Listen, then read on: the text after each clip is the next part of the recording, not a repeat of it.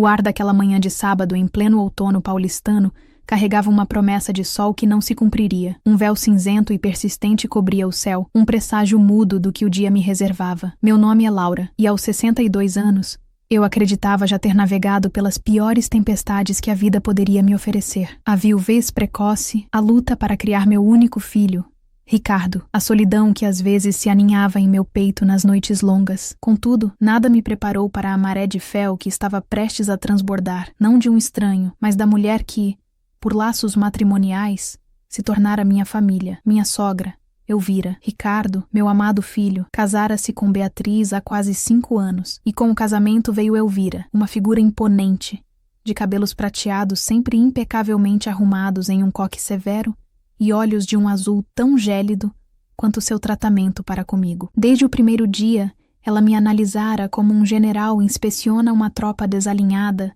com um misto de desdém e suspeita. Para Elvira, eu era a mãe que não soubera criar o filho à altura de sua amada Beatriz, a viúva que se agarrara ao filho como uma tábua de salvação, a mulher simples, cujos gostos e cuja vida jamais estariam à altura do mundo sofisticado que ela acreditava habitar. Naquela manhã específica, o evento era o batizado de nosso primeiro e único neto, o pequeno Lucas. A cerimônia seria na paróquia que a família de Elvira frequentava há gerações, um templo de arquitetura neogótica no coração de um dos bairros mais abastados da cidade, um lugar onde os sobrenomes pesavam mais que as preces e os olhares avaliavam mais do que as vestes. Eu passara a semana anterior em um estado de ansiedade contida, não pelo batizado em si, um momento de pura alegria e bênção para meu neto, mas pelo que o cercava, a recepção que se seguiria na casa de Elvira. Seria um evento para, segundo ela, poucos e bons.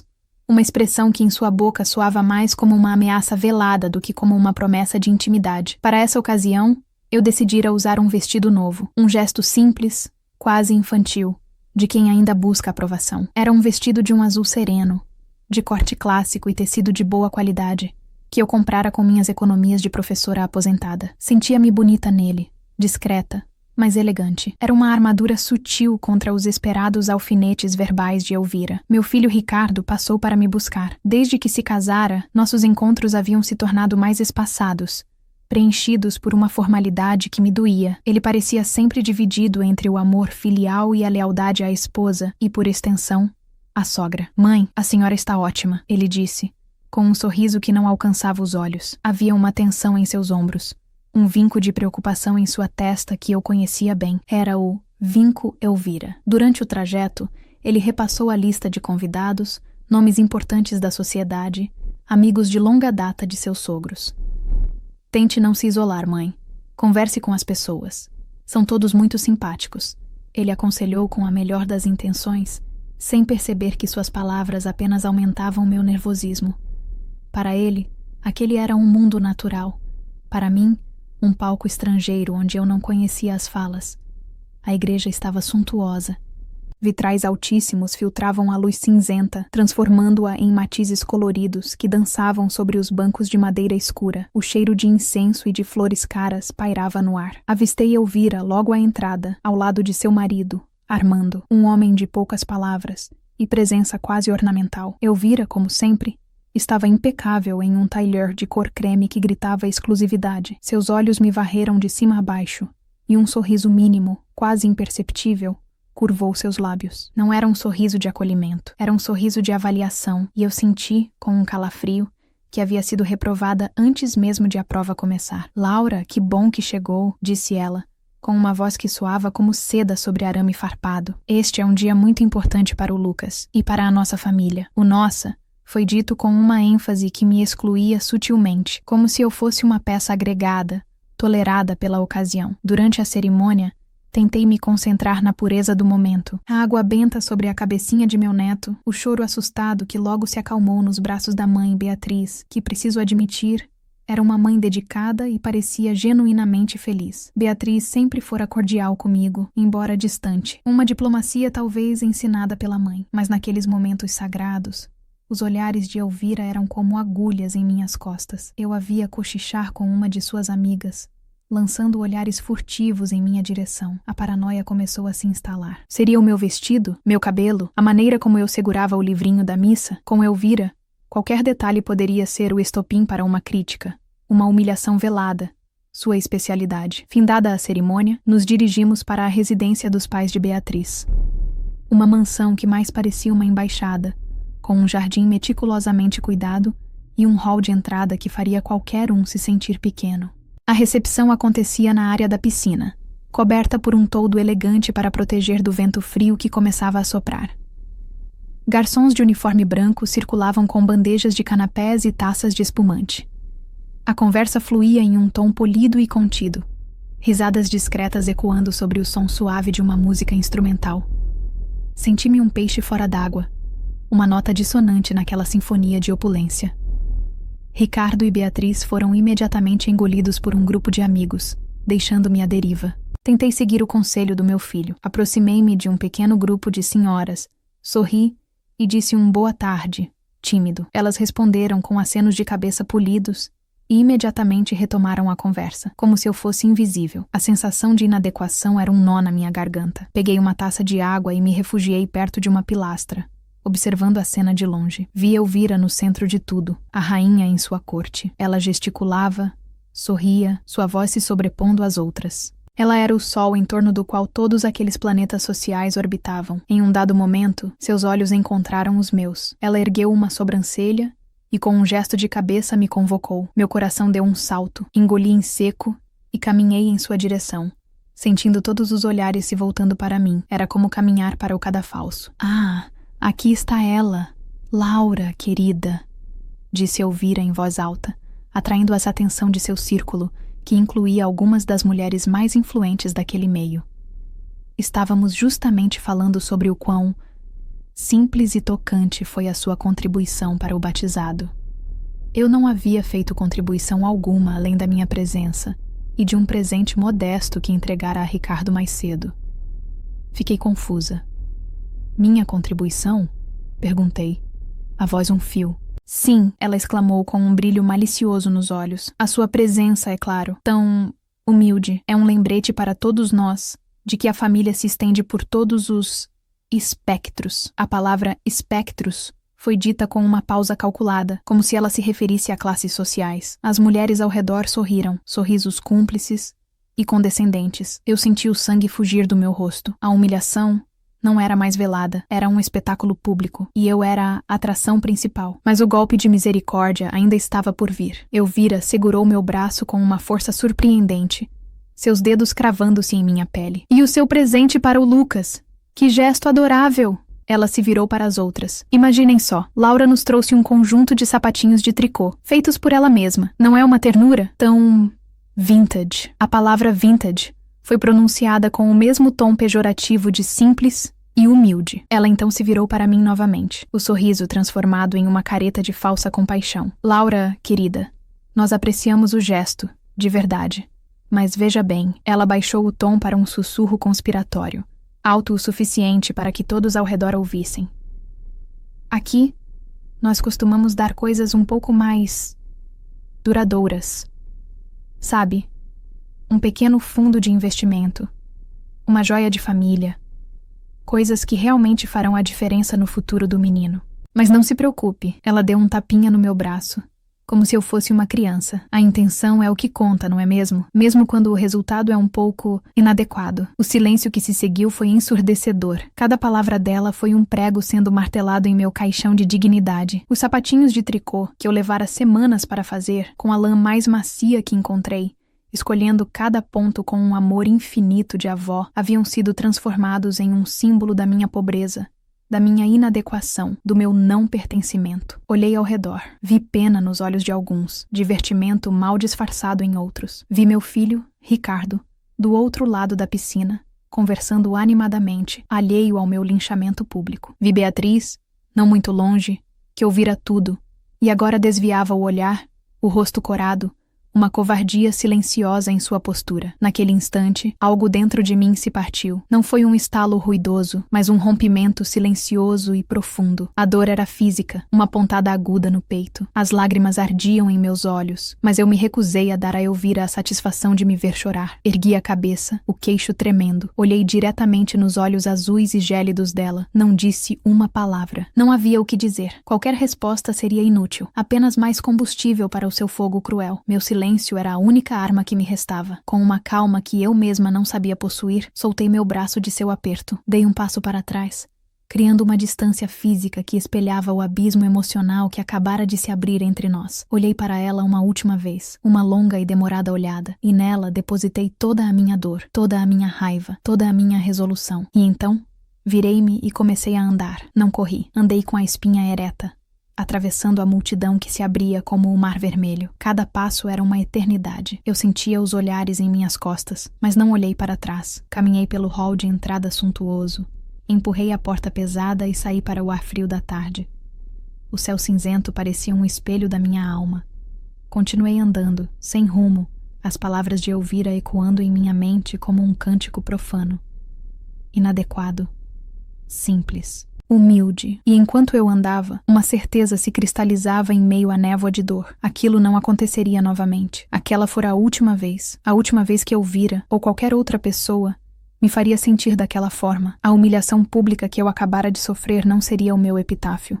Seria o meu ponto de partida. Ali, na calçada fria de um bairro que não era o meu, sob um céu que prometia chuva, eu fiz um pacto comigo mesma. A guerra silenciosa que Elvira travava contra mim acabara de ter sua batalha final, e a partir daquele momento eu começaria a ditar os termos da paz. Uma paz construída sobre o alicerce inabalável do meu próprio valor. O caminho seria longo, e certamente solitário, mas pela primeira vez em muito tempo eu sabia exatamente para onde estava indo.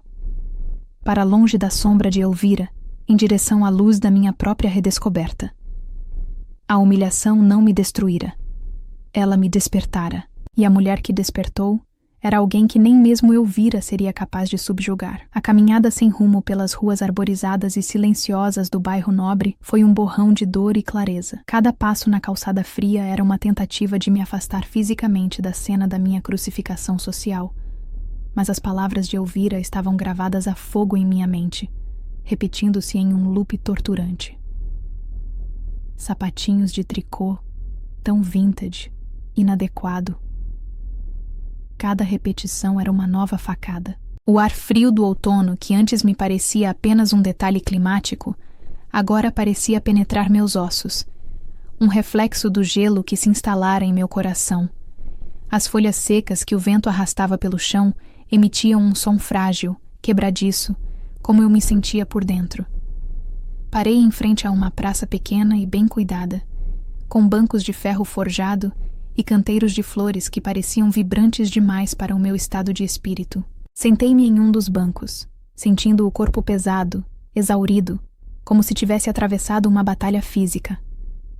As lágrimas que eu segurara com tanta força na frente de Elvira e de sua corte de sorrisos falsos finalmente vieram, silenciosas a princípio, depois em soluços contidos que sacudiam meu corpo. Chorei pela humilhação, pela crueldade calculada, pela injustiça. Chorei pela solidão que sentia, uma solidão profunda e avassaladora em meio a uma festa cheia de gente. Chorei pelo meu filho, Ricardo, que em sua ânsia de pertencer àquele novo mundo, se tornara cego à dor de sua própria mãe. Eu não o culpava, não inteiramente. Ele era um bom homem, mas um homem em conflito, tentando equilibrar pratos delicados demais em um jogo de malabarismo emocional. E naquele dia, o prato que representava sua mãe havia se estilhaçado no chão. E ele nem sequer ouvira o barulho. O choro foi um desabafo necessário, uma limpeza da alma. Quando as lágrimas secaram, um novo sentimento começou a emergir das cinzas da minha autoestima. Não era resignação, era raiva. Uma raiva fria, lúcida, cortante. Uma raiva que não pedia por vingança, mas por justiça. Justiça para a mulher de 62 anos que se sentara naquele banco, sentindo-se descartável. Justiça para a avó cujo presente, feito com amor, fora ridicularizado. Justiça para a professora que dedicara a vida a ensinar o valor do conhecimento e do caráter, apenas para ser julgada pela superficialidade de um extrato bancário. Lembrei-me de meu falecido marido, Roberto. Ele era um homem simples, um marceneiro, mas de uma sabedoria imensa. Ele sempre me dizia: Laura, não deixe que ninguém defina o seu valor. Só você sabe o preço do seu suor e a pureza do seu coração. Naquele momento, a voz de Roberto soou em minha mente com uma clareza assustadora. Eu o havia decepcionado. Eu permitira que Elvira me diminuísse, ano após ano, com suas críticas sutis, seus olhares de desaprovação, suas comparações veladas. Eu havia me encolhido para caber no mundo dela, e mesmo assim, nunca fora pequena o suficiente para seu gosto. O episódio dos sapatinhos não fora um incidente isolado. Fora o ápice de uma campanha de desgaste psicológico que eu vinha suportando em silêncio, em nome da paz familiar. Em nome do meu amor por Ricardo. Que paz era aquela que exigia o sacrifício da minha dignidade? Que família era aquela construída sobre a fundação da minha humilhação? A resposta veio clara como a luz de um relâmpago. Aquilo não era paz, era subjugação. E eu me recusava a ser subjugada por mais um dia sequer. O celular em minha bolsa vibrou. Era Ricardo. Recusei a chamada. Vibrou novamente. E de novo. Deixei que tocasse até cair na caixa postal. Eu não tinha forças para falar com ele. Não saberia o que dizer. Qualquer palavra que eu dissesse seria carregada da dor e da raiva que ele não entenderia. Ele provavelmente ligava para perguntar por que eu saíra à francesa, sem me despedir. Talvez Elvira tivesse comentado com falsa preocupação que eu parecia um pouco indisposta. A ideia me causou náuseas. Levantei-me do banco. A decisão estava tomada. Não de forma impulsiva, mas com a solidez de uma rocha que se assenta no fundo do rio após a correnteza. Eu não iria cortar relações. Isso seria drástico, infantil, e daria a Elvira mais uma razão para me pintar como a desequilibrada. Meu plano seria muito mais sutil, e por isso mesmo, muito mais poderoso. Eu iria redefinir os termos da nossa relação. Eu iria construir uma vida para mim mesma tão plena, tão rica e tão independente que a opinião de Elvira se tornaria o que sempre deveria ter sido, irrelevante. O primeiro passo era a autonomia. Eu dependia de Ricardo para muitas coisas. Para o transporte, para resolver pequenas questões burocráticas, para a companhia nos fins de semana. Essa dependência me colocava em uma posição de vulnerabilidade. Eu precisava cortar esses cordões, não por falta de amor, mas por um excesso de amor próprio que eu estava determinada a cultivar. Peguei o celular e, em vez de retornar a ligação de Ricardo, abri o aplicativo de transporte. Pedi um carro. Enquanto esperava, olhei para a mansão de Elvira, ao longe. Parecia um castelo de um conto de fadas sombrio. Jurei a mim mesma que nunca mais entraria naquela casa sentindo-me como uma plebeia pedindo esmolas de aceitação. Da próxima vez que eu cruzasse aquele umbral, se é que haveria uma próxima vez, seria como uma rainha em seu próprio direito, dona de seu próprio reino. O carro chegou. Dei o endereço da minha casa, um apartamento simples na Zona Leste, um mundo de distância da opulência daquele bairro. Durante o trajeto, o silêncio do motorista foi um bálsamo. Olhei pela janela, as paisagens mudando gradualmente. Os prédios de luxo deram lugar a sobrados, depois a edifícios mais modestos, a um comércio mais vibrante e popular. Eu estava voltando para o meu mundo, e pela primeira vez não senti vergonha dele. Senti um conforto, um alívio. Aquele era o meu território, o lugar onde eu não precisava fingir ser ninguém. Ao chegar em casa, a primeira coisa que fiz foi ir até o meu quarto. Abri a gaveta da cômoda e peguei a caixinha onde eu guardara o par de sapatinhos de tricô que eu fizera para Lucas e que, na pressa de sair, esquecera de levar. Eram idênticos ao par que eu dera a Ricardo. Eu sempre fazia um par extra das minhas peças, um hábito antigo. Segurei os sapatinhos minúsculos na palma da mão. A lã era macia, o trabalho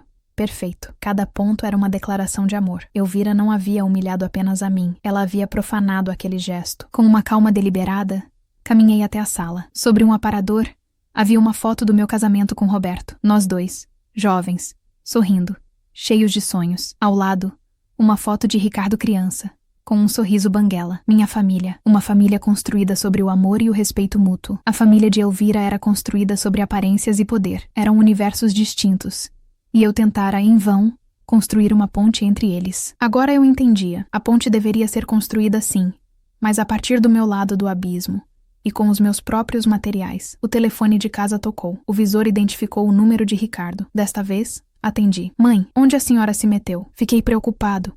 A senhora sumiu. A voz dele era uma mistura de alívio e irritação. Eu precisei vir embora, meu filho, respondi, minha voz surpreendentemente firme. Aconteceu alguma coisa?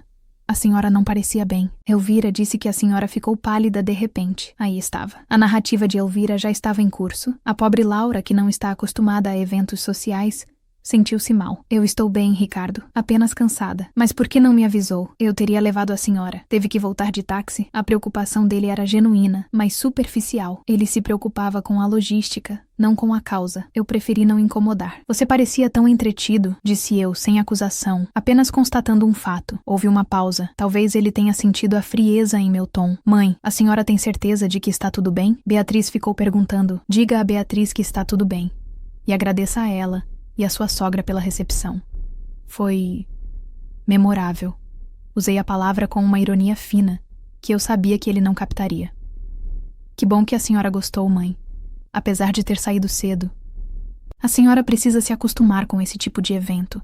Faz parte da nossa vida agora. E essa frase foi a confirmação de tudo. Faz parte da nossa vida. A vida dele, não a minha. Você tem razão, Ricardo. Eu preciso me acostumar com a minha vida. É isso aí, disse ele aliviado, pensando que havíamos chegado a um entendimento. Bom, eu preciso ir. Vamos cortar o bolo. A gente se fala amanhã. Tudo bem, meu filho. Dê um beijo no Lucas por mim. Pode deixar, mãe. Beijo. Te amo. Também te amo, respondi, e desliguei o telefone. E ao desligar, senti como se estivesse cortando um fio invisível. Eu o amava, desesperadamente.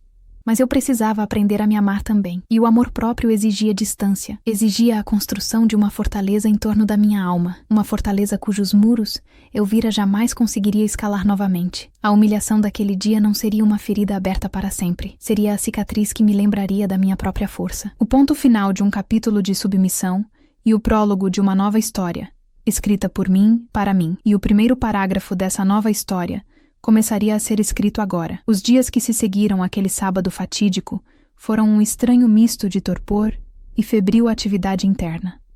Por fora, eu mantinha a rotina de uma aposentada.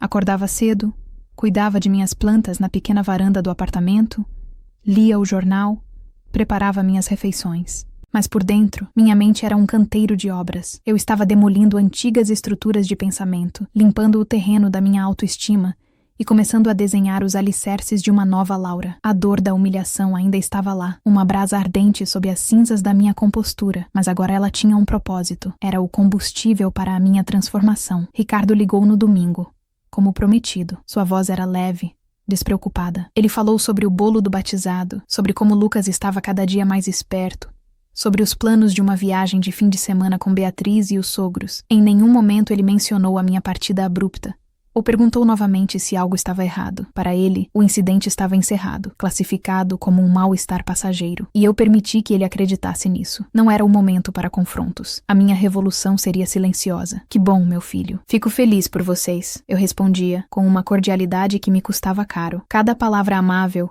era um esforço consciente para manter a ponte entre nós intacta, ainda que eu estivesse planejando reconstruí-la inteiramente. Ao final da conversa, ele disse: Mãe, no próximo sábado, Elvira e Armando vão dar um jantar. Coisa pequena, só para a família. A senhora vem, né? Meu estômago gelou. A simples menção do nome de Elvira era suficiente para trazer de volta o gosto amargo da humilhação. O convite era um teste, uma oportunidade para que tudo voltasse ao normal, para que a hierarquia de poder fosse restabelecida. A velha Laura teria hesitado, inventado uma desculpa esfarrapada ou, pior, teria aceitado, indo para o abate com um sorriso trêmulo nos lábios. Mas a nova Laura, a que estava em construção, sabia que aquela era a sua primeira oportunidade de colocar um tijolo na fundação de sua nova fortaleza. Ricardo, querido, agradeço o convite, mas no próximo sábado eu já tenho um compromisso. Respondi, com uma calma que me surpreendeu. Houve um silêncio do outro lado da linha. Compromisso? Que compromisso, mãe? A senhora nunca sai aos sábados. A pergunta, embora inocente, continha a semente da mesma presunção de Elvira, a de que a minha vida era um livro aberto, previsível e sem grandes acontecimentos. Pois é, mas este sábado será diferente. Tenho um encontro com umas amigas. Eu não tinha compromisso algum. Eu não tinha um círculo de amigas com quem sair aos sábados à noite. A maioria das minhas antigas colegas de magistério tinha se mudado ou estava envolvida com suas próprias famílias. Mas Ricardo não precisava saber disso. Amigas? Que amigas? A surpresa em sua voz era palpável. Amigas, Ricardo? Não se preocupe. Não são da sua laia sofisticada. Deixei escapar uma ponta de sarcasmo, mas logo o suavizei. São pessoas queridas.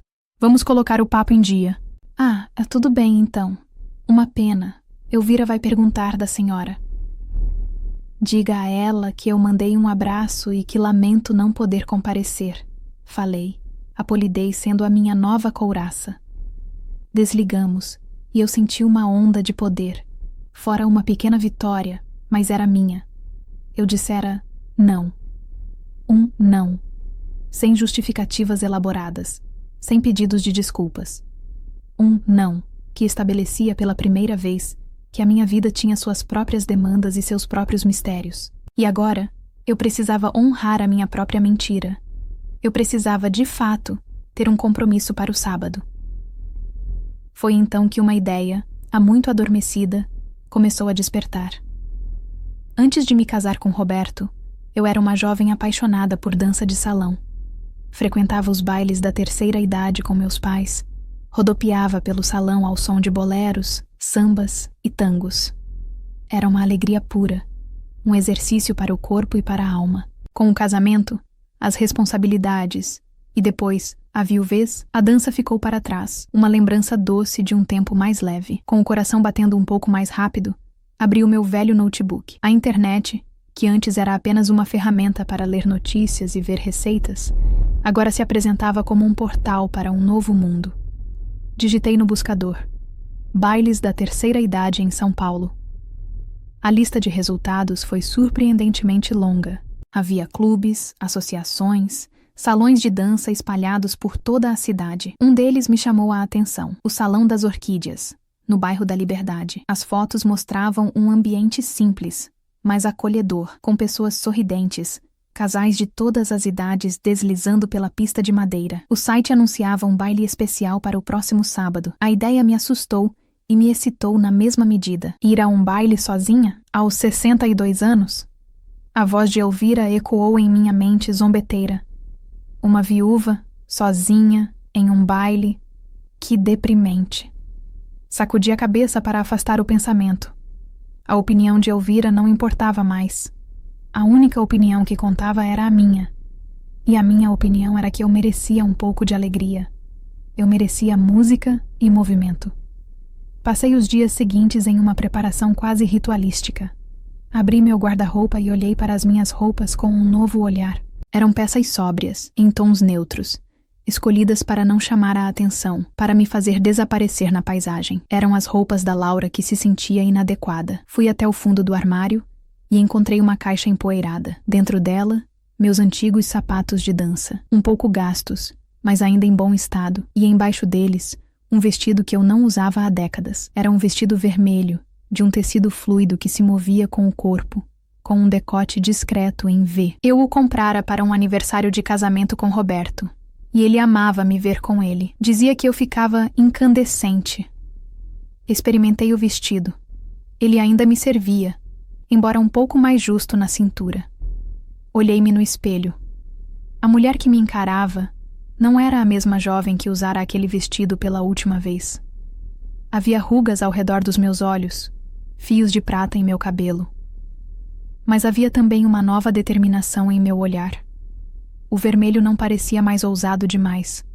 Parecia certo. Parecia a cor da minha revolução pessoal. No sábado à tarde, comecei a me arrumar. Fiz uma maquiagem leve, algo que eu raramente fazia. Prendi o cabelo em um coque solto, deixando alguns fios escaparem, diferente do coque severo de Elvira. Quando me olhei no espelho, pronta, eu não vi a pobre viúva que Elvira tentava pintar. Vi Laura, uma mulher inteira com uma história, com dores, mas também com uma chama que se recusava a apagar. Chamei um carro por aplicativo. Outra pequena declaração de independência. O Salão das Orquídeas era exatamente como nas fotos. A música que saía pelas portas abertas era um samba-canção nostálgico que me transportou imediatamente para a minha juventude. Hesitei por um instante na entrada, um último espasmo de insegurança. E se ninguém me tirasse para dançar? E se eu ficasse sentada a noite toda, como na festa de Elvira? Então, a voz de Roberto voltou a me visitar. Se quer dançar, Laura, levante-se e dance. Não espere que a música venha até você. Respirei fundo e entrei. O salão estava cheio, mas não lotado. A iluminação era suave, dourada. Havia mesas ao redor da pista de dança, onde as pessoas conversavam e bebiam. Na pista, casais deslizavam com uma elegância que só os anos de prática poderiam conferir. Sentei-me em uma mesa vazia, pedi uma água com gás e me permiti apenas observar. Não havia olhares de julgamento, não havia sussurros. Havia apenas pessoas desfrutando do momento. Um senhor de bigode grisalho e sorriso gentil se aproximou da minha mesa. Boa noite, minha senhora. Aceita uma dança? Ele estendeu a mão. Meu coração deu um pulo. Sorri e aceitei, com prazer. No momento em que pisei na pista de dança e a música começou, algo mágico aconteceu. Meus pés se lembraram dos passos. Meu corpo se lembrou da fluidez. O senhor, que se chamava Osvaldo, era um excelente condutor. Rodopiamos pelo salão e eu senti uma alegria que há muito não experimentava. Uma alegria pura, física, que não dependia da aprovação de ninguém. Dancei a noite toda. Dancei com Osvaldo, dancei com um japonês baixinho e ágil, dancei com um viúvo que me contou sobre seus netos. Conversei, ri, senti-me viva. Em um dos intervalos, sentada à mesa, conheci duas senhoras, Célia e Marlene, que eram frequentadoras assíduas do baile. Eram divertidas, falantes, e me acolheram imediatamente em sua conversa. Primeira vez aqui, querida? Perguntou Célia com um olhar perspicaz. Sim, é a minha primeira vez em muitos anos, admiti. E por que demorou tanto para voltar? Quis saber Marlene. Eu hesitei. A vida, comecei a dizer. A resposta padrão. Mas então decidi ser honesta. Eu acho que estava com medo. Medo de estar sozinha, de não me encaixar. Célia deu uma gargalhada. Querida, aqui todo mundo está no mesmo barco. Viúvos, divorciados, solteiros. A gente não vem aqui para procurar marido. A gente vem para espantar a tristeza e celebrar a vida. Quem se importa se você veio sozinha? O importante é não ir embora sozinha por dentro. As palavras dela me atingiram como uma revelação. Era exatamente isso. Eu passara anos me sentindo sozinha por dentro, mesmo quando estava cercada de gente na casa de Elvira. Ali, em um salão de dança popular, cercada por estranhos, eu me sentia mais conectada, mais parte de algo, do que jamais me sentira nas festas de minha sogra. Quando o baile terminou, perto da meia-noite, eu estava exausta, mas feliz. Uma felicidade genuína que vinha de dentro. Despedi-me de meus novos conhecidos, troquei telefone com Célia e Marlene e peguei meu carro de volta para casa. No caminho, o celular vibrou. Era uma mensagem de Ricardo. Mãe, o jantar aqui foi bom. Elvira perguntou de Veci. Espero que seu compromisso tenha sido bom, TBM. Bijó sorri ao ler a mensagem. Meu compromisso não tinha sido bom, tinha sido transformador. Pela primeira vez, eu não me senti culpada por ter minha própria vida, por ter um segredo feliz que não incluía meu filho ou sua família. Ao chegar em casa, antes de tirar o vestido vermelho, parei em frente ao espelho. A mulher que me olhava era diferente da que saíra horas antes. Havia um brilho em seus olhos. Era o brilho da autonomia. O brilho de quem redescobrira uma paixão. O brilho de quem sabia que aquele era apenas o primeiro passo. A humilhação que eu sofrera fora o catalisador, mas a mudança real vinha de dentro.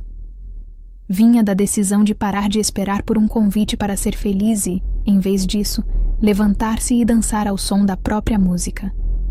E eu sabia, com uma certeza inabalável, que a minha orquestra estava apenas começando a afinar os instrumentos. A guerra silenciosa contra Elvira estava ganhando uma nova estratégia, a felicidade como a mais poderosa das armas. A redescoberta da dança foi como encontrar uma fonte de água fresca no deserto da minha rotina. O Salão das Orquídeas tornou-se meu refúgio semanal, um compromisso sagrado que eu não adiava por nada nem por ninguém. A cada sábado, eu me sentia mais confiante, não apenas nos passos do bolero ou do samba, mas nos passos que eu estava dando na minha própria vida. A amizade com Célia e Marlene floresceu. Eram mulheres de histórias diferentes.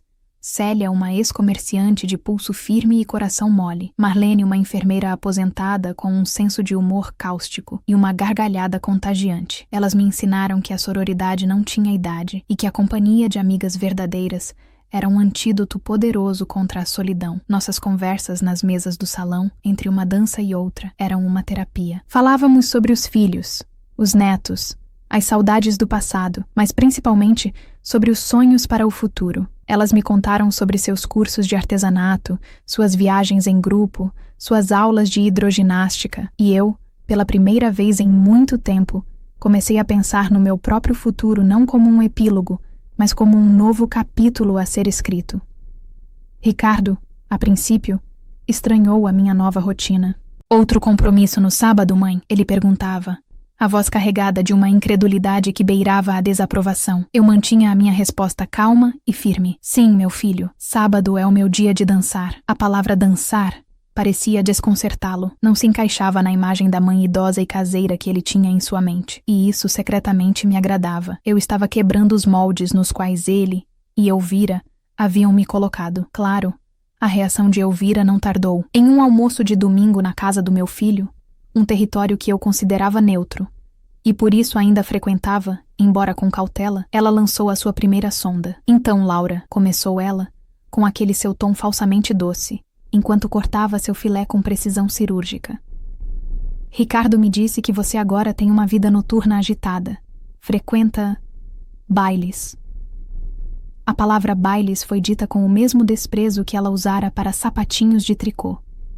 Eu respirei fundo, sentindo o olhar de todos na mesa. Ricardo, Beatriz, até mesmo o sogro silencioso, Armando, sobre mim. A velha Laura teria corado, gaguejado, minimizado a situação. A nova Laura ergueu os olhos do prato e sorriu. Um sorriso genuíno, desarmado. Sim, Elvira, é verdade. Descobri que dançar faz um bem imenso para a alma. E para o corpo também. Você deveria experimentar um dia. É muito mais divertido do que contar os defeitos alheios. A resposta foi dita em um tom leve, quase brincalhão.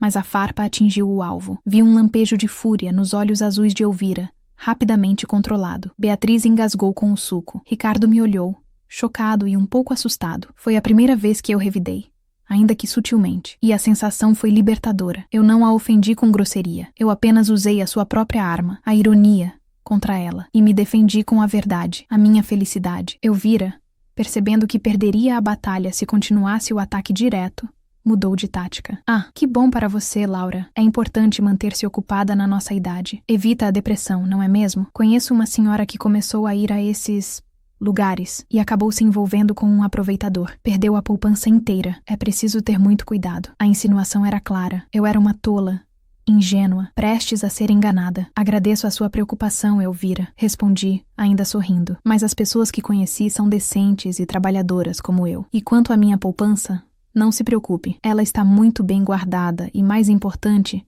é fruto do meu trabalho. Sei muito bem o valor que ela tem. A referência ao meu trabalho, à minha independência financeira, foi outro golpe. Eu estava, peça por peça, desconstruindo a imagem de viúva desamparada que ela tanto se esforçara para criar. O resto do almoço transcorreu em uma tensão palpável. Eu não me deixei abater. Conversei com Beatriz sobre as gracinhas do pequeno Lucas. Comentei sobre um livro que estava lendo. Agi com a naturalidade de quem pertence àquele lugar, não por concessão, mas por direito. O direito de ser a avó de Lucas e a mãe de Ricardo. Ao final, quando me despedi, senti o olhar de Elvira em minhas costas. Não era mais um olhar de simples desdém. Havia algo novo nele, uma ponta de perplexidade. Ela havia encontrado um oponente inesperado. Essa pequena vitória me deu coragem para o passo seguinte no meu plano de autonomia. Uma das minhas maiores dependências em relação a Ricardo era o transporte. Eu não dirigia desde que Roberto falecera. Ele sempre fora o motorista da família, e eu me acomodara no banco do passageiro. Após sua morte, a ideia de enfrentar o trânsito caótico de São Paulo me apavorava. Mas agora, a necessidade de independência era maior que o medo. Decidi que voltaria a dirigir. Meu velho carro, um modelo popular com mais de 10 anos de uso, estava parado na garagem do prédio, acumulando poeira. A bateria, claro, estava arriada. Pedi ao zelador, seu Antônio, que me ajudasse a fazer uma chupeta. O motor tossiu, engasgou, mas finalmente pegou. O som foi como uma ressurreição. Inscrevi-me em aulas de reciclagem para motoristas habilitados em uma autoescola perto de casa. O instrutor, um jovem paciente chamado Danilo, me olhou com alguma surpresa quando expliquei minha situação. Nunca é tarde para voltar ao volante, dona Laura, ele disse, com um sorriso encorajador. As primeiras aulas foram aterrorizantes. Eu me sentia uma estranha dentro do meu próprio carro. As mãos suavam no volante, as pernas tremiam nos pedais. Cada buzina, cada ultrapassagem, me deixava em pânico. Pensei em desistir várias vezes, mas então eu me lembrava do rosto de Elvira, do meu sentimento de impotência na festa do batizado, da minha dependência de Ricardo para me levar e buscar. E a determinação voltava. Eu estava lutando pela minha liberdade. Danilo foi fundamental. Com uma calma infinita, ele me ensinou a respirar fundo, a confiar nos meus reflexos, a antecipar os movimentos dos outros carros. Pense no trânsito como um salão de dança, Dona Laura. Ele disse um dia, numa analogia genial. Cada carro é um par. A gente tem que sentir o ritmo, dar a vez, manter a distância, mas seguir o fluxo. A senhora sabe dançar, então sabe dirigir. A frase dele foi um estalo. Comecei a aplicar a lógica da dança ao trânsito. A atenção ao parceiro, os outros carros, o ritmo, a fluidez. E lentamente, o medo foi dando lugar à confiança. Depois de um mês de aulas, eu já estava dirigindo pelo bairro com desenvoltura. Em 2 meses, aventurei-me em avenidas maiores. O dia em que dirigi sozinha até o Salão das Orquídeas, estacionei o carro e entrei no baile com as minhas próprias pernas. Foi um dos mais felizes da minha nova vida. Eu não era mais uma passageira. Eu estava no controle. A reação de Ricardo foi novamente de choque. A senhora está dirigindo? Sozinha? Mãe, isso é perigoso. E se acontece alguma coisa? Se acontecer alguma coisa, meu filho, eu tenho um celular e um seguro. Assim como você. Eu não sou de porcelana, Ricardo. Sou uma mulher adulta e capaz. A minha independência automotiva teve um efeito colateral imediato. Diminuiu a frequência dos nossos encontros. Eu não precisava mais que ele me buscasse para os almoços de família ou para consultas médicas. Eu podia ir e vir quando quisesse, e isso me deu um poder imenso, o poder de escolher. Se eu não estivesse com disposição para enfrentar um almoço com Elvira, eu simplesmente não ia. Inventava um programa, um passeio com Célia e Marlene, uma visita a um museu. Minha vida começou a se preencher com atividades que eram minhas, escolhidas por mim. Entrei para o curso de hidroginástica que Marlene tanto elogiava. Descobri que a água era um elemento maravilhoso, que me dava leveza e força. Comecei a frequentar um clube do livro na biblioteca do bairro. Redescobri o prazer de debater ideias, de ouvir diferentes pontos de vista. Minha mente, que andava um pouco preguiçosa, voltou a ficar afiada. E então, em uma das minhas conversas com Célia, surgiu uma nova oportunidade. Laura, você que foi professora, sempre teve um português impecável. Minha sobrinha abriu uma pequena editora, focada em autores independentes. Ela está precisando de uma revisora de textos freelancer, alguém com experiência, com um olhar apurado. Pensei em você. A ideia me acendeu. Voltar a trabalhar, não pela necessidade financeira, pois minha aposentadoria era suficiente para minhas despesas, mas pelo prazer, pelo desafio, pelo sentimento de ser produtiva novamente. Mas Célia, eu estou aposentada há anos. O mundo mudou, a tecnologia... Que nada, mulher. Revisar um texto é sobre conhecimento, não sobre apertar botões. E o que você mais tem é conhecimento. Quer que eu fale com ela? Hesitei por um instante, mas a nova Laura não permitia que o medo ditasse suas escolhas. Quero. Fale com ela. Uma semana depois, eu estava sentada em um pequeno escritório, de frente para a sobrinha de Célia, uma jovem dinâmica chamada Juliana. Conversamos por mais de 1 hora. Falei sobre minha paixão pela literatura, sobre a gramática, sobre o prazer de encontrar a palavra certa para expressar uma ideia. Juliana me ouviu com atenção e, ao final, me ofereceu um texto para uma revisão de teste. Levei o manuscrito para casa como se fosse um troféu. Passei o fim de semana imersa nele. Com uma caneta vermelha, a mesma cor do meu vestido da libertação, eu anotei sugestões.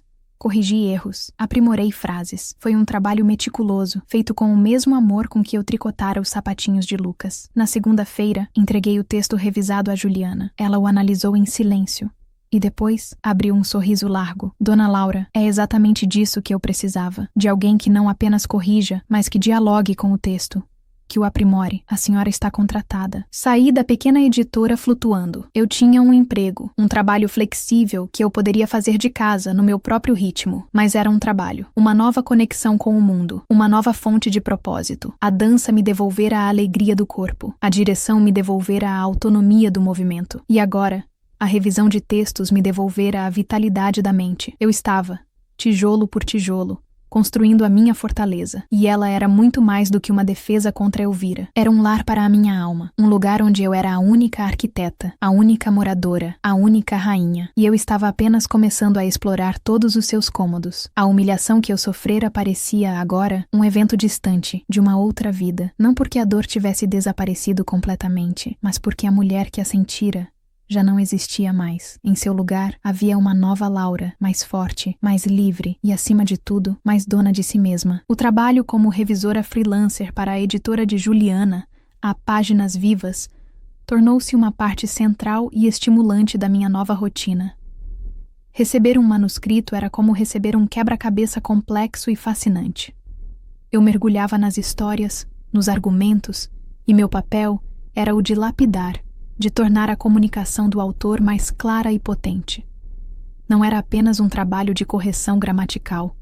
Era um diálogo silencioso com outra mente. Essa atividade intelectual preencheu um vazio que eu nem sabia que existia. Minhas manhãs, antes preenchidas por uma melancolia difusa, agora tinham propósito e foco. O som do meu teclado tornou-se uma nova trilha sonora para a minha vida. Financeiramente, o dinheiro extra que eu ganhava não era uma necessidade, mas proporcionava uma liberdade deliciosa. Comecei a me permitir pequenos luxos, que antes consideraria frívolos. Comprar um livro de capa dura em vez da edição de bolso, experimentar um restaurante novo com Célia e Marlene, fazer uma pequena reforma na cozinha do meu apartamento, trocando os azulejos antigos por outros mais modernos e alegres. Cada pequena melhoria na minha casa era um reflexo da reforma interna que eu estava promovendo.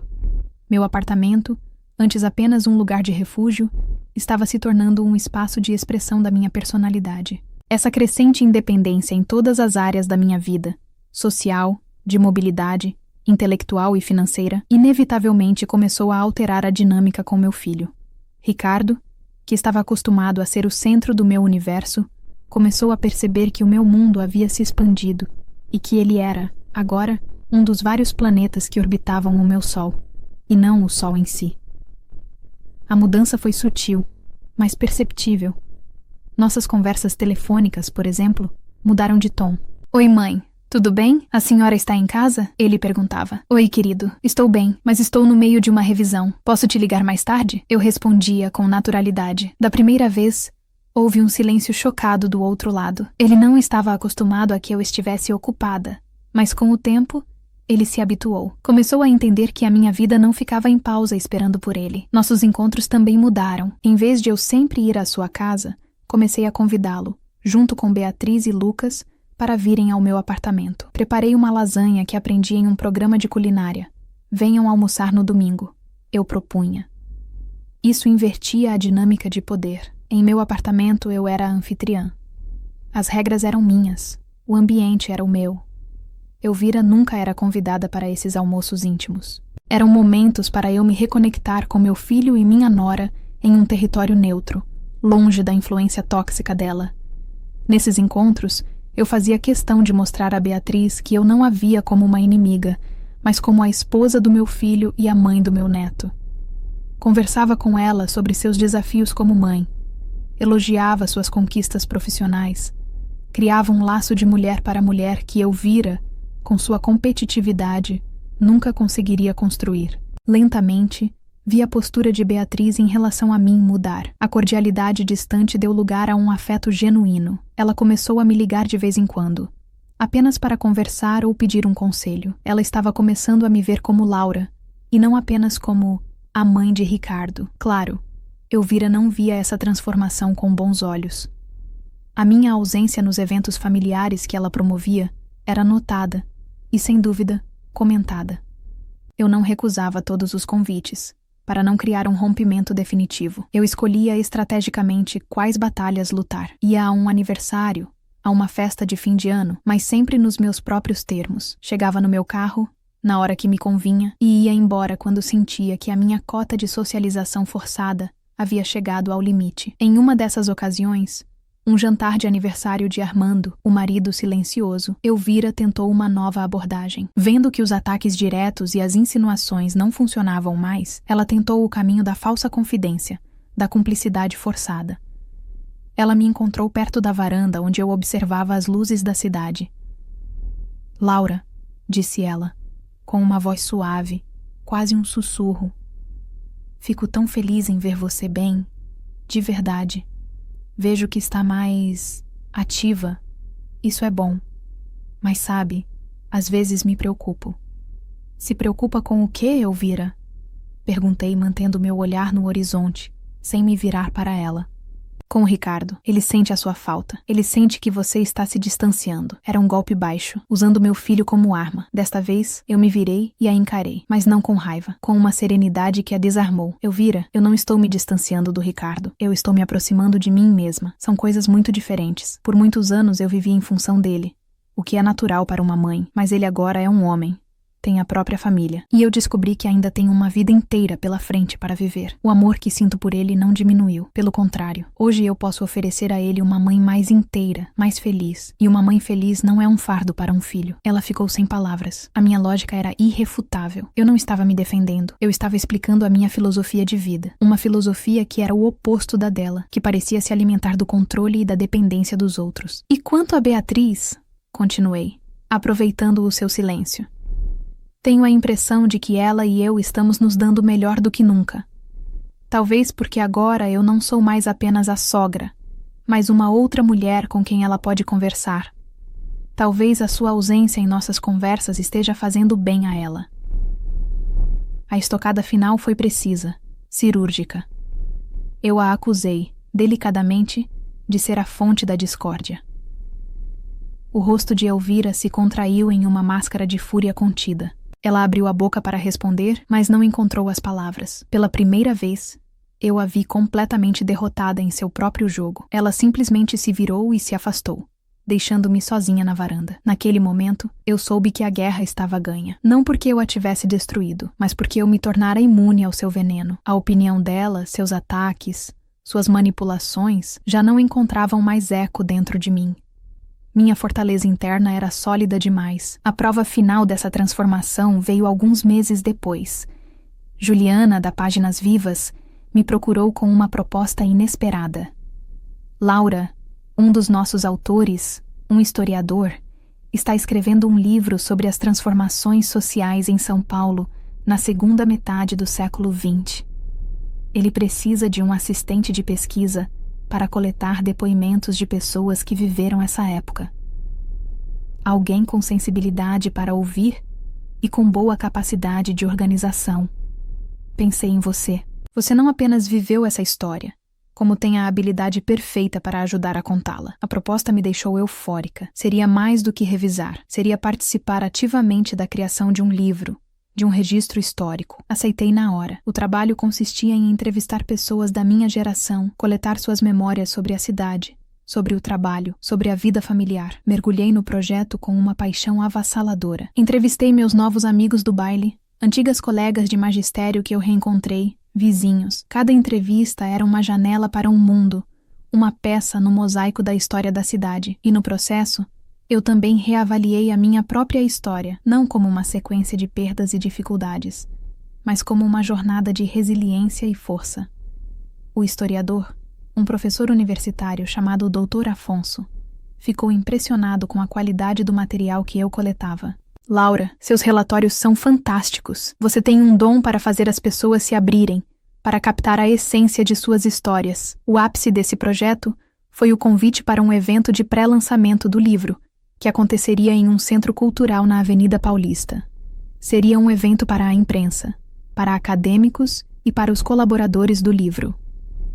Dr. Afonso fez questão da minha presença e disse que faria uma menção especial ao meu trabalho durante a sua apresentação. Senti um misto de orgulho e nervosismo. Seria a minha primeira vez em um evento público daquele porte, não como a sogra de, mas como uma profissional reconhecida. Decidi que era uma ocasião que merecia ser compartilhada. Convidei Ricardo e Beatriz. É um evento de trabalho muito importante para mim. Gostaria muito que vocês fossem. Ricardo pareceu surpreso, mas também orgulhoso. Claro, mãe. Um livro? Que incrível! Não sabia que a senhora estava envolvida em algo tão grande. Há muitas coisas que você não sabe sobre mim, meu filho, mas você está aprendendo, respondi, com um piscar de olhos. E então, tive uma ideia audaciosa, um ato final para selar a minha transformação. Peguei o telefone e liguei para Elvira. Elvira, boa tarde. É a Laura. Gostaria de convidar você e o Armando para um evento na próxima semana. É o pré-lançamento de um livro no qual trabalhei como assistente de pesquisa. Será em um centro cultural na Paulista. A sua presença seria interessante. Houve um longo silêncio do outro lado da linha. Eu podia quase ouvir as engrenagens da mente dela girando, tentando entender o meu jogo. Por que eu a convidaria? Seria uma armadilha? Uma provocação? Um livro? Ela finalmente disse, a voz desconfiada. Sim, um livro de história. A minha contribuição será mencionada publicamente. Achei que você gostaria de ver. A isca estava lançada. A vaidade dela, a necessidade de estar presente em eventos importantes, lutaria contra o seu desprezo por mim. Eu sabia que ela não resistiria. Veremos. Mande os detalhes, ela disse, e desligou. Eu sorri. O palco estava montado para o ato final, mas desta vez, o roteiro era meu, e a humilhação, se houvesse alguma, certamente não seria minha. Eu estava prestes a mostrar a Elvira, a Ricardo e a mim mesma o resultado final da obra que comecei a construir no dia em que ela tentou me destruir com palavras. A obra da minha própria vida. A noite do evento de pré-lançamento do livro chegou carregada de uma eletricidade que eu sentia na pele. O Centro Cultural na Avenida Paulista fervilhava de gente. Jornalistas com seus blocos de anotações, acadêmicos de óculos de aros grossos discutindo em voz baixa, e um público elegante e interessado circulavam pelo salão, onde painéis com fotos antigas de São Paulo e trechos do livro estavam expostos. Eu usava um vestido novo, de um verde esmeralda sóbrio, mas de corte impecável. Não era um vestido para agradar ou para me esconder. Era um vestido que dizia: eu estou aqui. Meus amigos da dança, Célia e Marlene, chegaram primeiro, radiantes e orgulhosas, como se a homenagem fosse para elas. Laura, você está uma rainha, disse Célia me abraçando. Quem diria que aquela mulher quietinha do primeiro dia de baile ia virar uma intelectual de renome? Brincou Marlene. A presença delas era o meu porto seguro, a lembrança do ponto de partida da minha jornada. Logo depois, vi Ricardo e Beatriz entrando. Meu filho usava um terno bem cortado e tinha no rosto uma expressão de genuíno orgulho e curiosidade. Beatriz estava linda em um vestido azul e, ao me ver, abriu um sorriso largo e sincero, vindo me abraçar. Laura, que lugar incrível! Parabéns! Estamos tão orgulhosos de você. O abraço dela, a sinceridade em sua voz, me disseram que a ponte que eu tanto me esforcei para construir entre nós estava finalmente sólida. Então, eles chegaram, Elvira e Armando. Atravessei o salão para recebê-los. Uma cortesia que agora eu podia me permitir, pois vinha de um lugar de força, não de obrigação. Elvira estava, como sempre, impecável em um conjunto de seda preta, seus olhos azuis gélidos varrendo o ambiente com uma análise crítica. Armando, como de costume, era sua sombra silenciosa. Elvira, Armando, que bom que puderam vir, eu disse com uma calma régia. Laura, disse Elvira, a voz neutra, mas os olhos cheios de desconfiança. Uma multidão impressionante. Parece importante. É um trabalho importante, corrigia suavemente. O registro da memória da nossa cidade. A memória de pessoas como nós. Ela não respondeu. Apenas ergueu uma sobrancelha e se afastou, começando a circular pelo salão como se estivesse inspecionando o território inimigo. Via conversando com um conhecido aqui, um empresário ali, provavelmente tentando se situar naquela nova paisagem onde pela primeira vez eu era uma figura central e ela, uma convidada. A cerimônia começou. Fomos todos para o pequeno auditório. Sentei-me na primeira fila, ao lado do Dr. Afonso e de outros colaboradores. Ricardo, Beatriz, Elvira e Armando sentaram-se algumas fileiras atrás. Do meu lugar no palco, eu podia ver seus rostos. O de Ricardo era pura expectativa. O de Beatriz, um sorriso de encorajamento. O de Elvira, uma máscara indecifrável. O mestre de cerimônias falou sobre a importância da obra. A editora, Juliana, falou sobre a coragem de publicar novos autores e novas pesquisas. E então, o Dr. Afonso subiu ao púlpito para falar sobre o livro. Ele era um orador cativante. Falou sobre a paixão de resgatar histórias anônimas, sobre a importância de dar voz àqueles que construíram a cidade com seu suor e seus sonhos. E então, ele chegou à parte que meu coração esperava e temia. Este livro, disse ele, a voz embargada de emoção, não teria sido possível sem a contribuição de muitas pessoas. Mas eu preciso fazer um agradecimento especial. Alguém que foi muito mais do que uma assistente de pesquisa. Alguém que se tornou a alma deste projeto. Uma mulher que, com sua sensibilidade, sua inteligência e sua profunda empatia, abriu portas e corações, coletando as pérolas de memória que são a base desta obra. Ele fez uma pausa, e seus olhos encontraram os meus na primeira fila. Eu quero agradecer publicamente a senhora Laura Mendes. Laura, por favor, fique de pé. O tempo pareceu parar. Senti meu corpo inteiro tremer. Com as pernas um pouco bambas, eu me levantei. Os holofotes se viraram para mim e uma onda de aplausos começou a crescer no auditório. Olhei para a plateia. Vi Célia e Marlene com os olhos cheios de lágrimas, aplaudindo com fervor. Vi Ricardo, meu filho, de pé, aplaudindo com um orgulho que transbordava de seu rosto. Ao seu lado, Beatriz também aplaudia, sorrindo para mim. E então, meu olhar encontrou o de Elvira.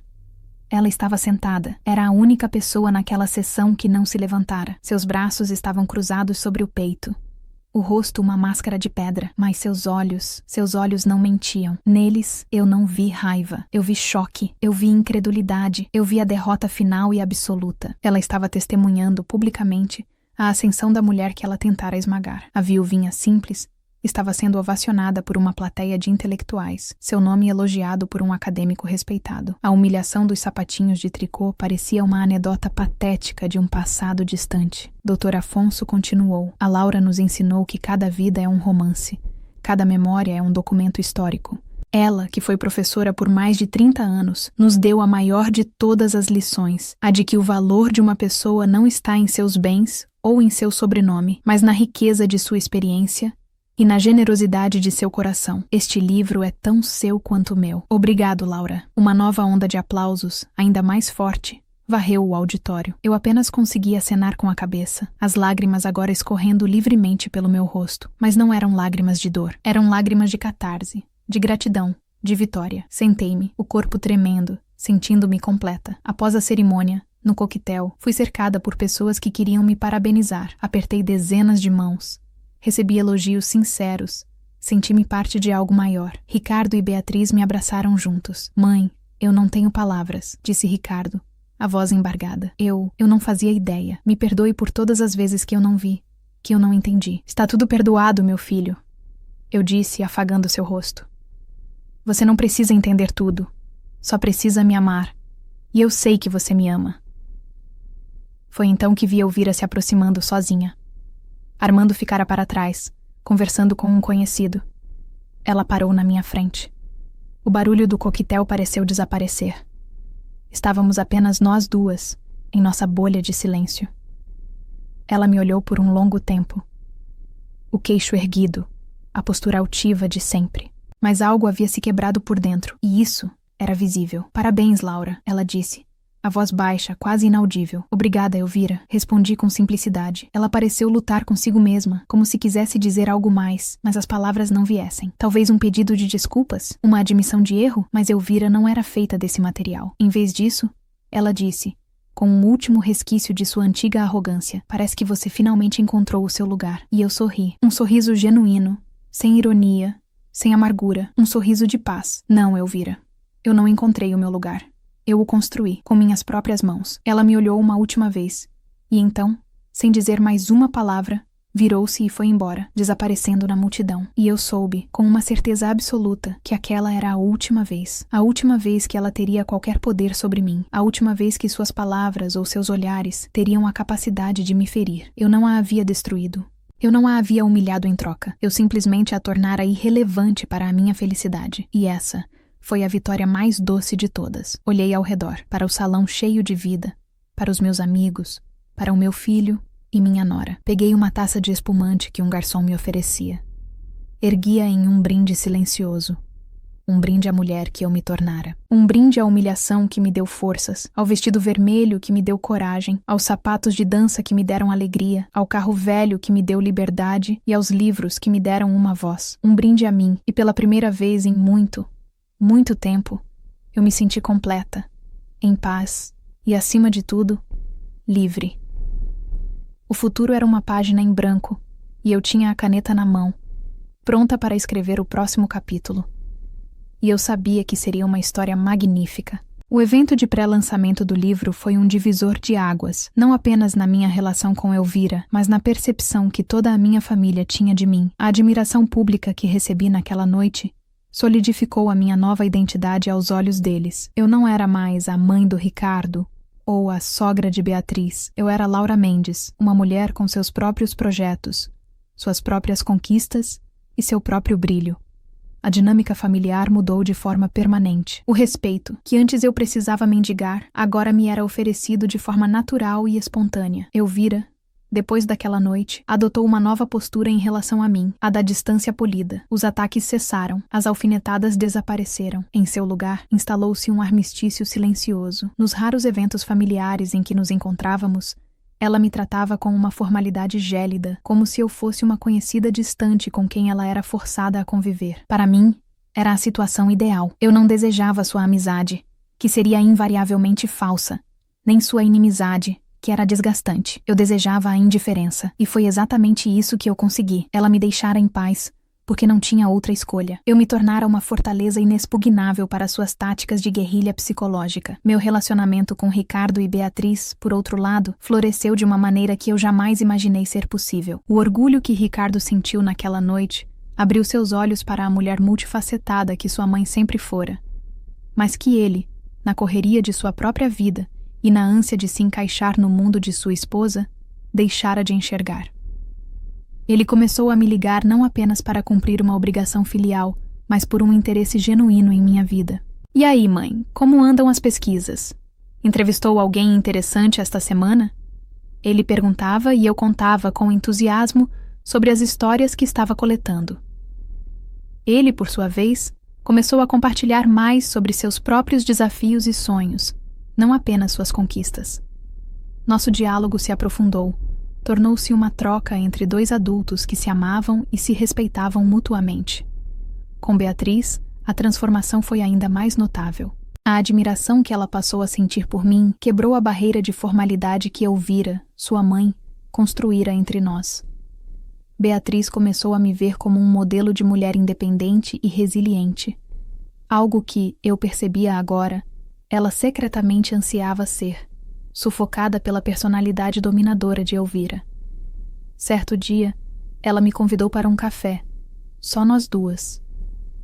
Laura, disse ela, com uma sinceridade tocante, eu preciso te pedir desculpas. Desculpas? Pelo quê, querida? Perguntei. Por todas as vezes que eu fiquei em silêncio. Naquele dia, no batizado do Lucas, eu ouvi tudo o que a minha mãe disse, e eu não fiz nada. Fiquei paralisada, tive vergonha de mim mesma depois. Eu queria te dizer que sinto muito, você não merecia aquilo. As lágrimas brotaram em seus olhos. Segurei sua mão sobre a mesa da cafeteria. Beatriz, eu aprecio a sua honestidade mais do que você imagina, mas não há o que perdoar. Todos nós temos nossos medos e nossas batalhas. O importante é o que fazemos depois, e você está aqui agora. Isso é o que importa para mim. Aquele café foi o início de uma amizade verdadeira. Começamos a compartilhar confidências, a trocar livros, a passear com o pequeno Lucas no parque. Ela me contou sobre a pressão que sentia para ser a esposa perfeita, a mãe perfeita, a anfitriã perfeita, segundo os padrões de Elvira. E eu a encorajei a encontrar sua própria voz, a definir seus próprios padrões de felicidade. Não deixe que ninguém escreva a sua história por você, Beatriz. Nem mesmo sua mãe. Eu lhe disse um dia, passando adiante a lição que eu aprendera a um custo tão alto. Vê-la começar a florescer, a tomar pequenas decisões por si mesma, a impor limites sutis à mãe, foi uma das maiores alegrias da minha nova fase de vida. Eu não estava apenas salvando a mim mesma. De alguma forma, eu estava ajudando a salvar outra mulher da mesma sombra que quase me consumira. Minha vida pessoal, longe do círculo familiar, continuava rica e vibrante. O trabalho com o Dr. Afonso no livro de história me abriu novas portas. Após o lançamento bem-sucedido, fui convidada a participar de outros projetos de pesquisa e a dar pequenas palestras em clubes e associações de bairro sobre a importância da preservação da memória oral. A professora dentro de mim renascera, e descobrir que eu ainda tinha tanto a ensinar e a compartilhar era uma fonte inesgotável de energia. A dança continuava sendo minha terapia semanal, meu momento de pura alegria e descompressão. Minha amizade com Célia e Marlene se aprofundou. Juntas, decidimos realizar um sonho antigo: fazer uma viagem internacional. Após meses de planejamento e economia, embarcamos para Portugal. Foram 15 dias mágicos. Exploramos as ruas de Lisboa, Ouvimos fado em Alfama, nos maravilhamos com os castelos de Sintra e comemos pastéis de Belém até não poder mais. Foi a minha primeira viagem para fora do país. E eu a fiz aos 64 anos, com minhas amigas, com o meu próprio dinheiro. A sensação de liberdade era indescritível. De pé, diante do vasto oceano Atlântico na Ponta da Piedade, em Lagos, eu respirei fundo e senti uma gratidão imensa. A mulher que fora humilhada por causa de um par de sapatinhos de tricô estava agora do outro lado do mundo, vivendo uma aventura que eu vira, com todo o seu dinheiro e status, presa em sua gaiola dourada de aparências, provavelmente nunca experimentaria com a mesma intensidade e alegria. Ao voltar da viagem, cheia de histórias para contar e com a alma renovada, encontrei uma mensagem de Ricardo na secretária eletrônica. Havia uma urgência em sua voz. Liguei de volta, o coração um pouco apertado. Mãe, que bom que você voltou. Onde você estava? Preciso falar com você. Aconteceu uma coisa. O que houve, meu filho? Você está bem? E Beatriz? E o Lucas? A preocupação de mãe nunca desaparece de todo. Estamos bem, mãe. É sobre o pai da Beatriz. O Armando. Ele teve um AVC. A notícia me chocou. Armando, a figura silenciosa e passiva, sempre à sombra de Elvira, tivera um colapso. Ricardo me contou que fora algo súbito e severo. Ele estava hospitalizado, em estado grave, com o lado esquerdo do corpo paralisado. E Elvira, pela primeira vez na vida, estava completamente perdida. Ela não sabe o que fazer, mãe, disse Ricardo, a voz carregada de preocupação. Ela sempre controlou tudo, mas isso ela não pode controlar. Ela não sai do lado dele no hospital, não come, não dorme. Beatriz está tentando dar apoio, mas a minha sogra está desmoronando. Eu ouvi em silêncio. Senti uma pontada de compaixão. Não por Elvira, a mulher arrogante e cruel, mas pela Elvira que era, naquele momento, apenas uma esposa assustada, confrontada com a fragilidade da vida e a iminência da perda. A dor dela era real. Ricardo, o que vocês precisam de mim? Perguntei. Eu não sei, mãe. Eu achei que você devia saber. Talvez você pudesse ir ao hospital, dar uma palavra a ela. Você é tão forte. Talvez ela te ouvisse.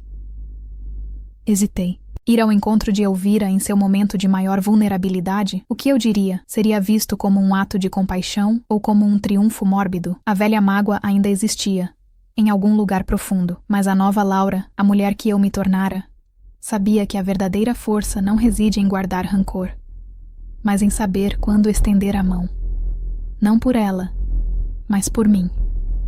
Para provar a mim mesma que a minha transformação era completa, que eu era capaz de agir com uma graça que ela nunca tivera comigo. Tudo bem, meu filho. Me passe o endereço do hospital.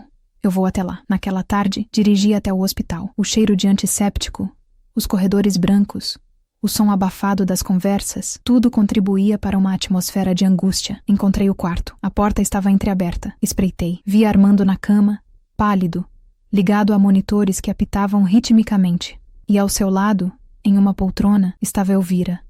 Eu quase não a reconheci. O coque impecável dera lugar a cabelos desgrenhados. O rosto, sem maquiagem, estava inchado pelo choro. A postura, antes altiva, estava curvada pela exaustão e pelo desespero. Ela era a imagem da derrota. Bati levemente na porta. Ela ergueu a cabeça. Seus olhos, antes gélidos, estavam turvos de dor. Ao me ver, ela não demonstrou surpresa, nem raiva. Apenas um cansaço infinito. Entrei em silêncio e me aproximei. Fiquei de pé ao lado da poltrona. Não disse nada por um longo momento. Apenas fiquei ali, minha presença um testemunho silencioso de que, no fim, somos todos humanos, vulneráveis à dor e à perda. Finalmente, ela quebrou o silêncio. A voz era um sussurro rouco. Ele não me reconhece, Laura. O médico disse que o dano foi grande. Ele pode não voltar a ser o mesmo. Eu sinto muito, Elvira, eu disse, e a sinceridade em minha voz era genuína. Ela olhou para mim, e em seus olhos havia uma pergunta que ela não ousava fazer. Por que eu estava ali? Beatriz me contou que vocês se tornaram amigas, disse ela, mudando de assunto. Sim, ela é uma boa mulher e uma ótima mãe. Você a criou bem, eu disse, oferecendo-lhe um ramo de oliveira inesperado. Uma lágrima escorreu pelo rosto dela. Eu não sei o que fazer. Ele sempre cuidou de tudo, das finanças, dos negócios. Eu só organizava os jantares. Pela primeira vez, ela admitia a sua própria fragilidade, o seu papel ornamental na vida que ela tanto se orgulhava de liderar. Naquele momento, eu não vi minha algoz. Vi uma mulher assustada, confrontada com um futuro que ela não sabia como navegar. A humilhação que eu sofrera com ela anos atrás, pareceu pertencer a outra dimensão, a um universo paralelo. Era uma lembrança distante, cujas bordas haviam sido suavizadas pelo tempo e pela minha própria cura. Estendi a mão e, hesitando por um instante, toquei seu ombro. Você vai conseguir, Elvira. Você é mais forte do que pensa. E você não está sozinha. Você tem Beatriz. Você tem Ricardo. E se precisar, você tem a mim. Ela ergueu os olhos para mim, o choque e a incredulidade estampados em seu rosto. Ela não entendeu o meu gesto. Talvez nunca entendesse. Mas isso não importava. O gesto não era para ela. Era para mim. Era a minha declaração final de independência. Independência do passado, da mágoa, do desejo de vingança. Era a prova de que eu havia, de fato, construído a minha fortaleza interna, não com muros de raiva, mas com fundações de compaixão e autoconhecimento. Saí do hospital e respirei o ar da rua, sentindo-me mais leve do que nunca. A história com Elvira, que começara com uma humilhação pública, terminava ali, naquele quarto de hospital, com um ato silencioso de graça. Eu não a perdoara no sentido de esquecer o que ela fizera. Eu simplesmente deixara de precisar do seu arrependimento para seguir em frente. A minha paz não dependia mais dela. Dependia apenas de mim. E enquanto eu caminhava em direção ao meu carro, sob o sol da tarde, eu sorri. A humilhação que eu sofrera com minha sogra fora, de fato, a última vez. Não porque eu a tivesse derrotado, mas porque eu aprendera a vencer a única batalha que realmente importa. A batalha por mim mesma. E essa era uma vitória que ninguém, nunca mais, poderia me tirar. A doença de Armando marcou o crepúsculo definitivo da era de Elvira. O homem que, em seu silêncio, sustentava o palco sobre o qual ela atuava, estava agora confinado a uma cama, dependente de cuidados constantes. A recuperação foi lenta e parcial, deixando-o com sequelas permanentes que exigiram uma reestruturação completa da vida do casal. A mansão suntuosa, com suas escadarias e vastos cômodos, tornou-se impraticável. Tiveram que se mudar para um apartamento adaptado, menor e mais funcional. Elvira, a rainha deposta, viu seu reino encolher e suas responsabilidades se multiplicarem. A organização de jantares e eventos sociais foi substituída pela administração de enfermeiros, fisioterapeutas e contas médicas. Nesse processo, testemunhei uma mudança notável em Beatriz. Confrontada com a fragilidade dos pais, ela foi forçada a assumir um papel de liderança na família, uma posição que Elvira, em seu auge, jamais teria cedido. Beatriz floresceu sob a responsabilidade. Tornou-se a rocha de sua mãe, a ponte entre os médicos e a família, a administradora competente das novas e complexas circunstâncias. A nossa amizade se fortaleceu ainda mais nesse período. Eu me tornei sua confidente, o ombro amigo com quem ela podia desabafar sobre o cansaço, a tristeza e as dificuldades de lidar com uma mãe que, mesmo na adversidade, ainda relutava em abrir mão do controle. Ela não aceita sugestões, Laura, dizia Beatriz durante nossos cafés. Eu tento organizar uma rotina de cuidados para o papai, e ela desfaz tudo, insistindo que sabe o que é melhor, mesmo quando está claramente exausta e confusa. Tenha paciência, querida, eu aconselhava, baseada na minha própria experiência. Ela está de luto, não apenas pela saúde do seu pai, mas pela perda da vida que ela conhecia. A única maneira de lidar com pessoas que precisam controlar tudo é deixá-las acreditar que ainda estão no controle, enquanto você, sutilmente, garante que as coisas essenciais sejam feitas. Eu a ajudei de maneiras práticas.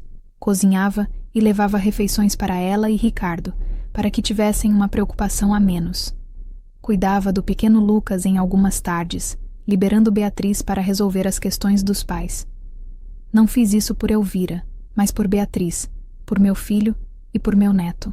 Construí um círculo de apoio em torno deles, um círculo baseado no afeto e na solidariedade, não na obrigação ou na exibição social. Elvira nunca me agradeceu diretamente por essa ajuda. Seus agradecimentos vinham de forma indireta, através de Beatriz. Minha mãe disse que a sua sopa estava muito boa, ou mamãe ficou impressionada com a forma como você conseguiu fazer o Lucas dormir. Eram pequenas bandeiras brancas, admissões relutantes de que a minha presença, antes vista como uma ameaça, agora se tornara um suporte valioso. Minha própria vida, no entanto, continuava a se expandir em direções que me traziam imensa satisfação. O sucesso do primeiro livro me rendeu um convite para um projeto ainda mais empolgante. Uma organização não governamental que promovia a educação de adultos me contratou para desenvolver e ministrar uma oficina de escrita criativa e memorialística para pessoas da terceira idade. O projeto se chamava Contadores de Histórias. A primeira turma foi um sucesso estrondoso.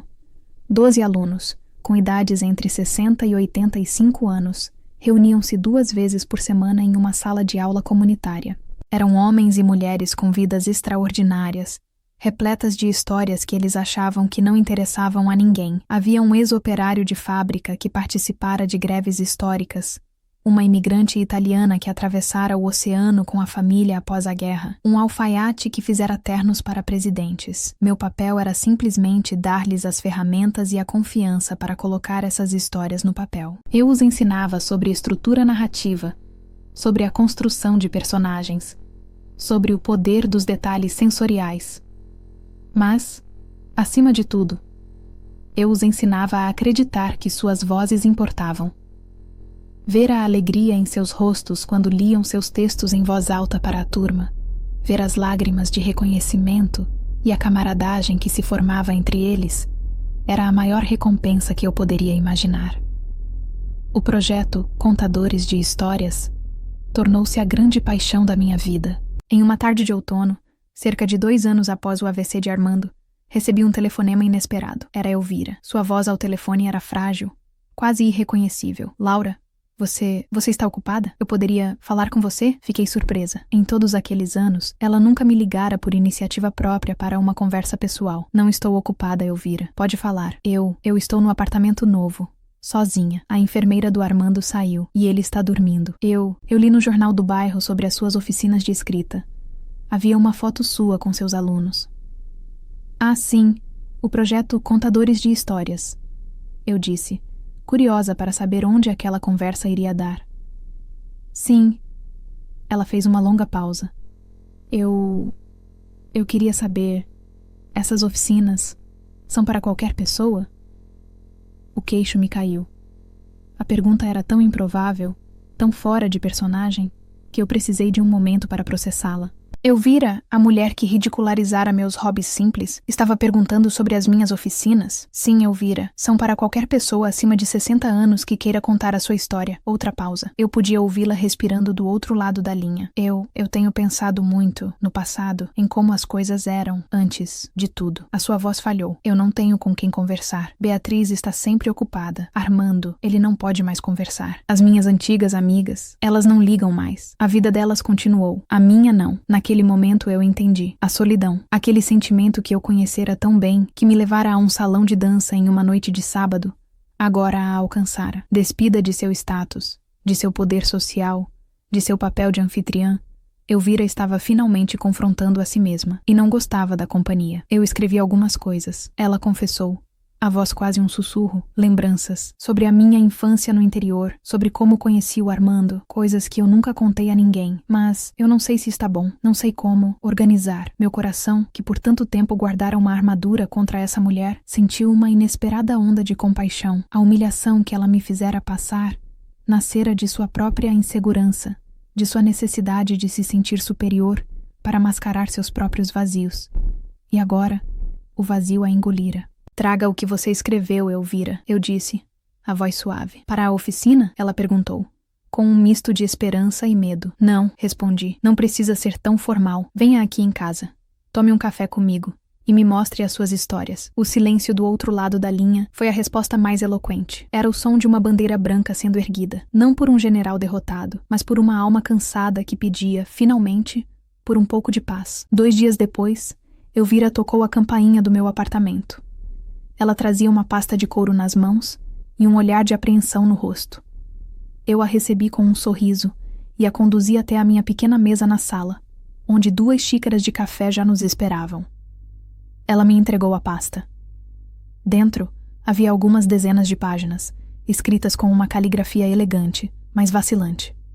Comecei a ler. E enquanto eu lia, a figura de Elvira, a antagonista da minha história, começou a se dissolver, dando lugar à história de uma menina do campo que sonhava com a cidade grande, de uma jovem que se apaixonou por um homem gentil, de uma mulher que construiu uma vida baseada nas aparências porque tinha medo de que sua essência não fosse suficiente. Suas histórias eram cheias de dor, de amor, de arrependimentos. Eram humanas. Eram, em sua essência, não muito diferentes das histórias que eu ouvia dos meus alunos na oficina. Quando terminei de ler a última página, ergui os olhos. Elvira me observava, o rosto tenso, esperando o meu veredito. Elvira, eu disse, com toda a sinceridade do meu coração. Isso é um começo muito bom. Você tem uma história para contar. E eu acho que as pessoas gostariam de ouvi-la. Pela primeira vez, eu vi um sorriso genuíno se formar nos lábios de Elvira. Não era um sorriso de escárnio ou de superioridade, era um sorriso de alívio, um sorriso de esperança. A humilhação pública que eu sofrera com minha sogra fora a última vez que ela me fizera sentir pequena, inadequada, invisível. A jornada que se seguiu não foi sobre derrotá-la, mas sobre me encontrar. E no fim, ao encontrar a mim mesma, ao construir a minha própria felicidade e o meu próprio valor, eu criei um espaço onde até mesmo ela, minha antiga algoz, pôde encontrar um caminho para a sua própria redenção. A história, no fim, não era sobre vingança, era sobre a extraordinária e imprevisível capacidade humana de se reescrever. E sentada à minha mesa, com uma xícara de café e as memórias de uma vida inteira entre nós, eu senti que, finalmente, o nosso livro em comum havia encontrado um final em paz.